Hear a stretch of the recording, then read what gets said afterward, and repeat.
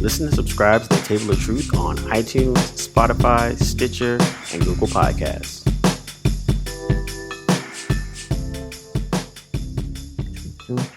God damn it, Disco. Why can't you just... And that's the name of the episode right there. Welcome, everybody, to Blerdlines. I'm your man, Cam. We are here recapping the first half of the latest season of Star Trek Discovery. With me, as always, is... I want to know why you signed when you said that, yo. Respect the franchise. Like, respect the Star Trek franchise. That was not necessary. As well as...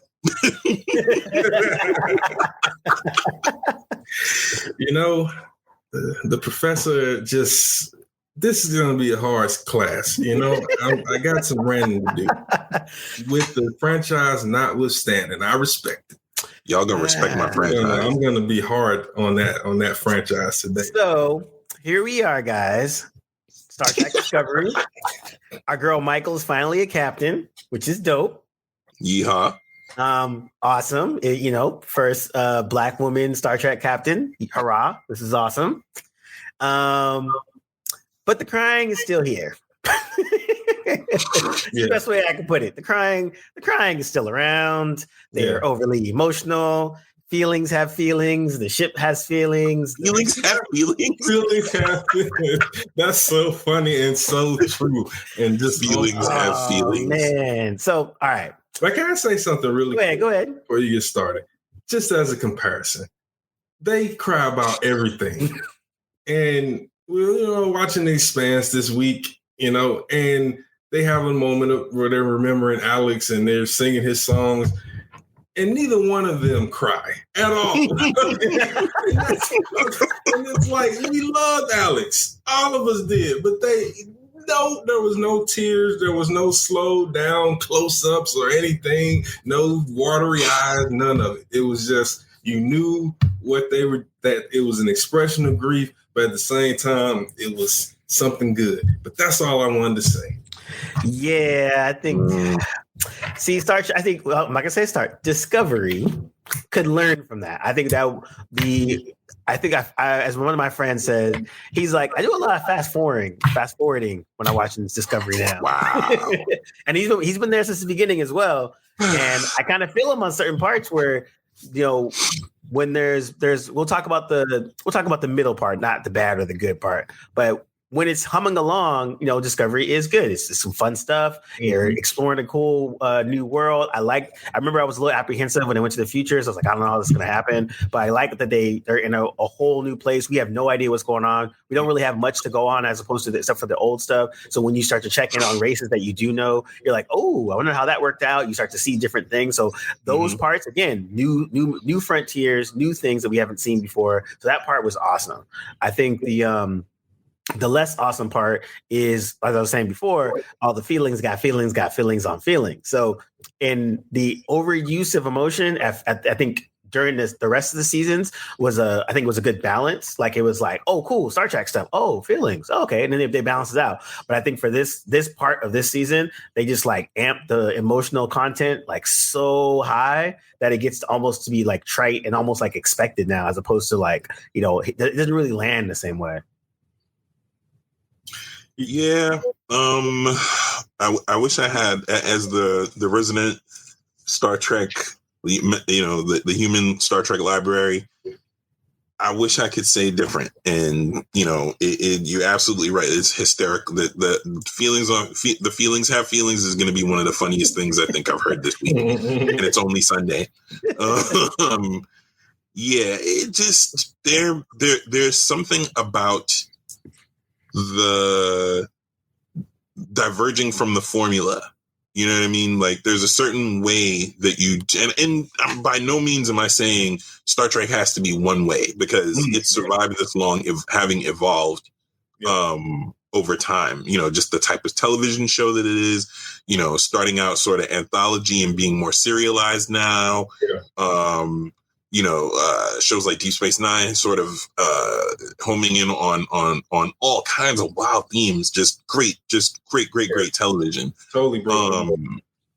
but there's just something about the way that they're going about it now that's just, because I think part of the problem is it's very one note in that it's only focusing on certain characters. It's only focusing on Michael. It's only focusing on Book. You get more development of characters that aren't even on the ship, with the president, the admiral, and just ancillary characters, secondary characters that aren't part of the main cast on a regular basis, that just, because you're not developing the rest of the crew, you don't really, okay, fine, you're going to cry all the time, at least cry with different people.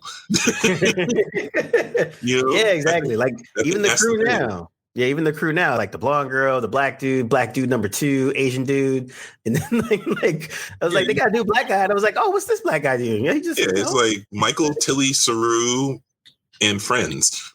Yeah, and they have a whole crew of people that you just don't, that just pop up or they go away. I was saying the other day that even the president and Vance are more just like well-placed props. They're not developed at all in any significant way, other than the fact that they're used to move the plot along, to move the story along, and that's all. They orbit Michael. That's it. And they orbit Michael. Have we seen Vance in his office doing anything other than just standing there and talking to Michael, giving her a mission and giving us a bunch of exposition? No. He has meetings. Exactly. You haven't seen the president doing any kind of negotiation unless Michael is in the room. And even when she's doing that, it's kind of a weird repartee that I just can't put my finger on whether or not it's intelligent or just haphazardly stupid. Mm-hmm. So, it's a lot of that. And I think the biggest problem is that I think I forgot, just because of the scale of production, that this is a network TV show. You even reminded with the frequent commercial break gaps that they have in it. It's not like a cable serial where it's like every minute or moment counts, and it's broken up in segments. And I think that affects the pacing and the way they tell the story. Because early on it wasn't like that, but now all of a sudden it's just very much, very heavily plotted in a way that I haven't. Again, when we'll talk about Adira and Gray, that's going to come up. But the fact that those two characters are more developed than the bridge crew, other than the ones that Josh named, it's just, I don't know. And then those same bridge crew members are constantly thrown out there just to remind us that they exist. I don't know. It's to right now, it just doesn't feel like a very good story. And talking specifically about the mid-season finale, there was an entire, and this is my problem with the whole of last season, this entire episode was one big debate about how to approach this new unspecified species. And it leaves on a cliffhanger of Book doing something out of uncharacteristic, but also not even going near that species, like nothing other than that. A whole 40 minutes of exposition, we have to wait 2 months and possibly several more hours before they even encounter whatever this species is. So the pacing is off. There's way too much exposition and things that could possibly be shown and probably would alleviate some of this lack of development. But right now, all the potential is there because of the Star Trek show and all that stuff, et cetera, but it's just not coming. It comes together and then it falls apart. Yeah. It's called a cliffhanger, D'Angelo. Together.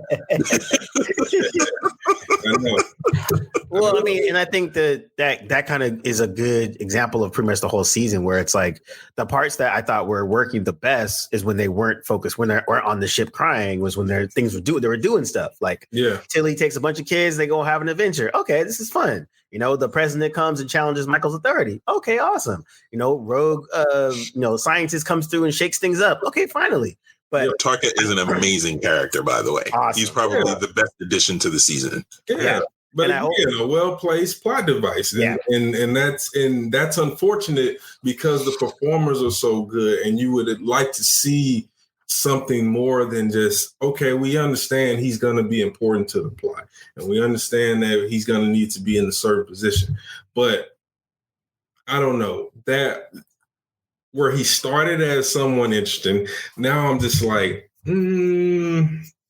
that's weird. Like the whole like, are they leaning towards him being this, kind of nefarious? Like it, which is fine. I'm still interested in Tarka because I agree with you. He's probably the most interesting thing that we've seen in a while. But I ain't buying Mr. Booker and his actions. Like, yes. Then now we can get back to Booker. So Booker last season was probably one of the cooler additions of the show because he was clearly not a Starfleet person, but he was definitely, part of this world to help kind of guide Michael onto the new frontier of what this future is. And it was dope to see him interact with, the non stuff. They can go to places that they wouldn't normally go. So that actually helped and added to the season. Also, he has an awesome cat. And now he's crying all season long. And so then now you took that cool character where you're like, all right, cool. You got Black Love out in space. They out here doing it. Cool. This is great. Essence should probably write a piece on this. But now we have this season, and then like right from the jump, they blow up his planet. And then now he's crying all the time. And you're like, damn. Again, his planet is blown up. So he is justifiable. Of everybody from the show, he should be crying. But I think now he's been kind of lost because they don't know what to do with them, as opposed to, hey, what are we going to do about this problem? Hey, what are we going to do about this problem? Hey, what are we going to do about this problem? And so at least the last season they gave him, he was hanging out with the tech geeks, and he was starting to get like a purpose, and it was pretty dope. And then now it's just kind of like he's just like waiting for something to happen. I mean, it's cool that they put him at odds with against Michael. They're sort of almost having an open debate / lover spat at this giant galactic conference. But yeah, if it does feel a little like his character's meandering a bit. And I mean, granted, you lose a whole planet and your entire family, you're going to do a lot of stuff that's out of character. So that's not that bad and not that weird. But I think in the context of the rest of what they appear to be doing in the direction they're going with the season, that's where it kind of falls a little flat and perhaps redirects what they're trying to do, what would otherwise land as like, nah, this is normal for him. Like he's in grief, and his planet is the mother, aka in air quotes, and the people of Quajon have a connection to their planet. His collection is lost. He can't mourn the way that he's supposed to because part of their mourning process is to connect with the planet and the elements of the planet and the sun, the earth, and the moon in this particular way. So all of that would make sense. Would make a different type of sense, is what I wanted to say. If it wasn't for the fact that there are all these other elements in the episodes for this season that are just playing out in this wonky kind of way. And I think the lack of balance in the cast, in how they sort of play with the ensemble is starting to show cracks, because you don't really, you're like part of the whole. I think I said this in the last time we talked about Discovery. One of the things that makes the original series up to even Enterprise go, as lackluster as that show was the fact that you knew all the characters, and all the characters got stories, and all the characters got developed. And, even with the weakest installment of the franchise so far being Enterprise, you still knew that Tucker was a good old boy from, from wherever the hell he was from, I forget. Mm-hmm. And, that he had a connection to Archer, that Archer was a reluctant captain and not a politician and all this other jazz. And his communications officer was really shy and, all this other junk that you just kind of, and then I forget the security officer's name, his connection to Section 31, like all of these things. I didn't even like Enterprise that much, and I still remember all this crap.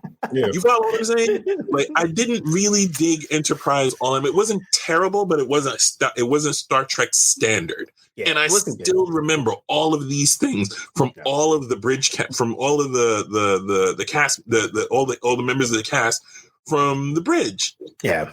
So if you're not going to do those things to sort of develop these characters, I think the crying would be fine if it wasn't the same 4 people crying every episode. That's the thing. That's the thing that I think is, as I'm saying all of this now, I think that's the thing that's sort of killing the show. Like, yeah, and I think if you're gonna have a theme of just like sadness and crying, at least spread it out so that different people are crying for different reasons. Yeah, and I think also too, we're going again for the crew. So the lack of development with them goes to now you have newer characters like Adira and Gray. And so like their characters, they got introduced midway last season.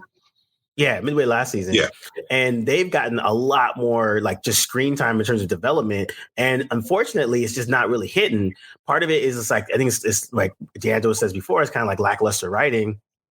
But also, too, it's like their stories don't really hit as much. And it's really interesting because I think they put a lot of effort into it to kind of make you care about these characters, but you're really not because they're just kind of there. Adira has kind of like a very like, I know everything / I'm trying to prove myself type of energy, which kind of works sometimes. And actually, the best time I thought the character was the best was probably with Tilly and a bunch of the younger kids. Like that was actually pretty dope. Like it had a good balance of it in terms of that character for all of you've seen her. But then at the same time, now you have Gray's character that's kind of just been there the whole time, and they've just been kind of pushing them along as it's been going. And now that it hasn't really done much, but they put a lot of effort in developing these 2 characters, which probably could have went to the crew, because I actually wanted to know more about the crew, to Josh's point, because that's actually one of the fundamental things of all Star Trek shows is the whole crew. Like you actually care about even the random person. You're like, and I think for Discovery, their most interesting crew member, not of the main crew, was the cyborg girl, and then they killed her off.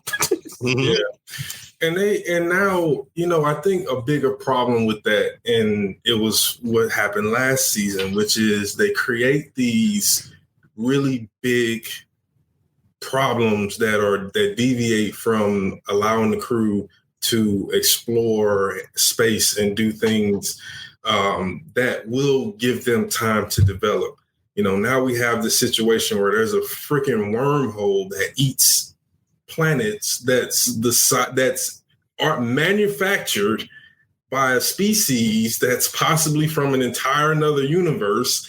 Like there's the plot. I don't think the story needs to be that convoluted. I think after the burn, this season should have been a calm down from the apocalyptic storytelling, because then again you would have had more time to do the Star Trek of exploring strange new worlds and getting to know in philosophical and thematic levels alien cultures and things like that, solving these puzzles using science. Which is what they're doing, but it's in such a huge, convoluted way that now it almost seems Deus Ex Machina, because it's so out there, it's so big and grandiose each time that you're like, okay, it just seems like they're trying to top each other themselves with each thing. Now that they're stuck in a space between subspace, and that space is eating things, and so now they have to get out. There is no time for the narrative to breathe and to actually put in any kind of development. And that's why I think none of these things, when you look at the show and the aesthetic of it, it doesn't feel like a world lived in. It just feels like almost like a tour of a world that people that is occupied by characters. It's like you're not seeing these in previous Trek shows. You felt that these characters existed off camera. If that's what I'm. That's a good point. Okay. Yeah. And actually, you made a good point earlier where you're like, you never see the president or the leader of the Federation at their desk. Like just at the desk chilling, like doing some work. Someone comes in, tells them something. Instead, you only see them in context to the characters of the show. So it's like if the president's doing something, she's always talking to Michael about that something. She's not by herself at her desk. Someone tells her something, and then she contacts Michael. Same thing with the leader of the Federation. Same thing. You rarely ever see him by himself. Oh, you mean the Admiral Vance? Admiral Vance, yeah. Okay. Yeah. Even and then that's made worse by so much exposition, so much explaining things to us that could be shown to us. Like we were told how bad the Emerald Chain was. We never saw how bad the Emerald Chain was. We saw maybe one episode where there was like some Emerald Chain shit and it looked really like it was bad, but the to earn the kind of like going back to the episode about Tilly where you have the cadets and one is Emerald Chain and another one is from a race that I don't even know, looks half Klingon, half something else, half wolf or some shit. That moment was totally unearned because we never saw how bad the Emerald Chain was. Yeah. That character just told us, okay, fine.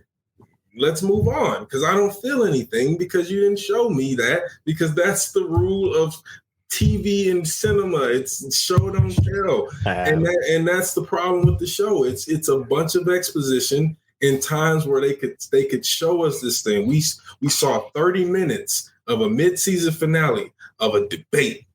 I would like to say that D'Angelo's critique today is undercut by the fact that he's wearing a Battlestar Galactica t-shirt. Just for just completely undercut by all of that. So just putting that out there. I need full disclosure. Some fragging development. They can get the frack out of here with that lazy fracking way. This is Star Trek. So this brings us to the feelings have feelings. Is now our ship is now a sentient being, and so they debate onto whether the sentient being should be a sentient being, because Star Trek. Go ahead, Josh. The floor is yours. I mean, so the thing with that is, it's a good premise and it's something that Star Trek has done before, with the, like, for example, with the episode with Data, whether or not he has the right to choose, whether or not he's property of Starfleet, or if he's, an actual sentient being with agency and can make his own decisions and all that other junk. And I thought that was a seamlessly well done episode.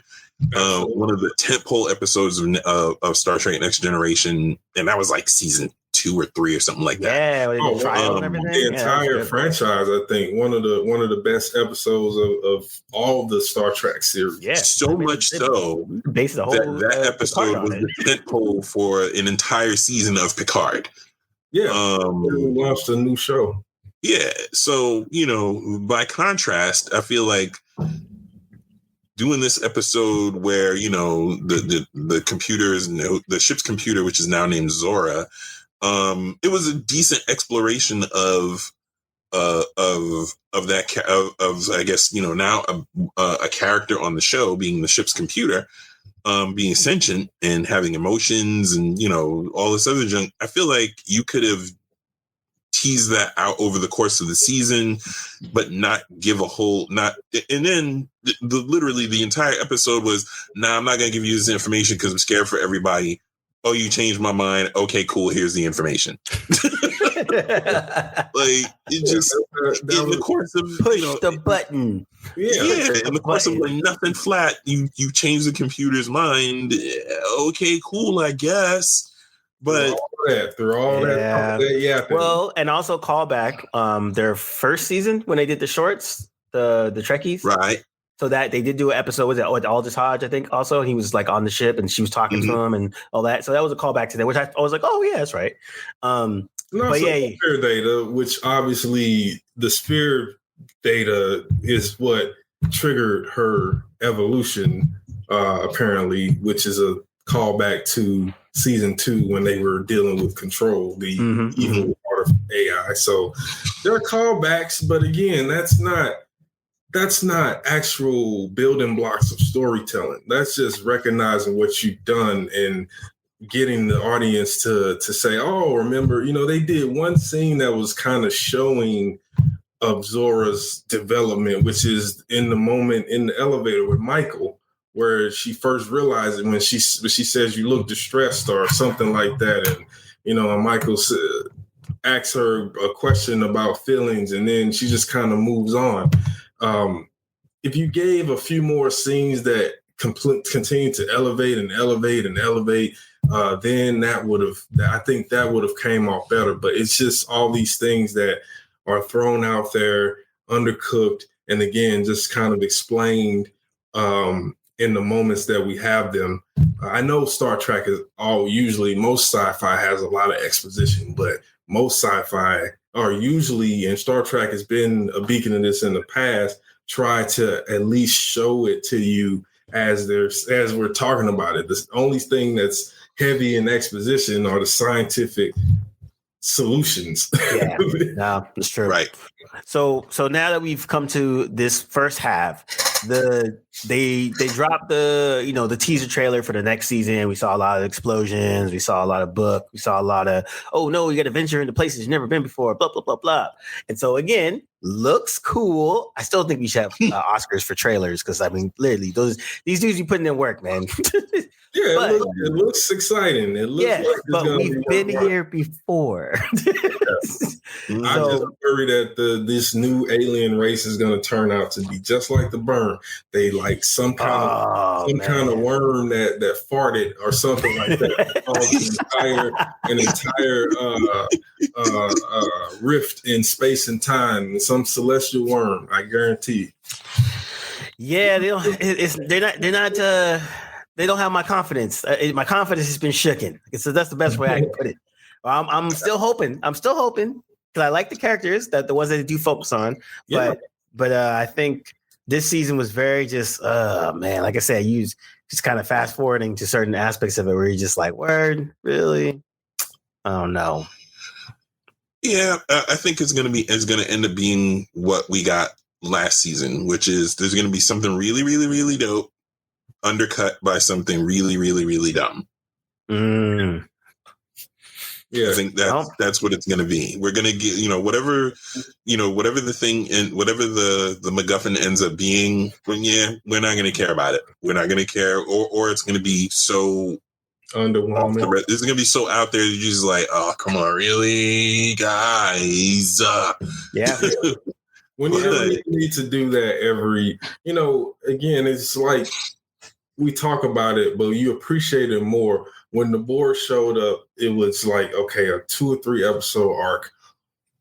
If they left an imprint on Picard, so he deals with the trauma post all of that stuff, and they become reoccurring antagonists. But that doesn't disrupt the flow of exploration, discovery, solving all problems with science. Yeah.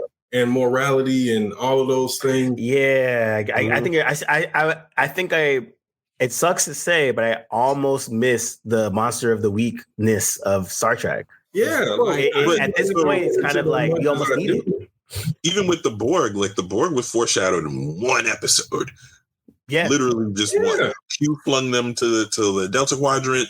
A Borg vessel showed up. They went aboard, explored it, realized this is a problem. And now they know that now they know we exist. They're going to come gunning for us. Fast forward a whole season later, this is when you get the payoff for that. So it didn't take much. And then that episode wasn't all Borg. Like half that first episode of Best of Both Worlds was the anticipation of and the build up to them showing, finally encountering the Borg. But half that episode was just like, like a whole chunk of a colony is gone. And also, when the Borg showed up, it'd be a big deal.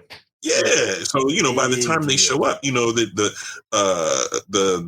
whole colony got yanked out of the ground, and then the rest of that episode was spent with them preparing and game testing and trying to figure it out, and and then the Borg show up, and then they get smacked for another episode and a half, basically up until the very end of part 2. Yeah, so, you don't need that.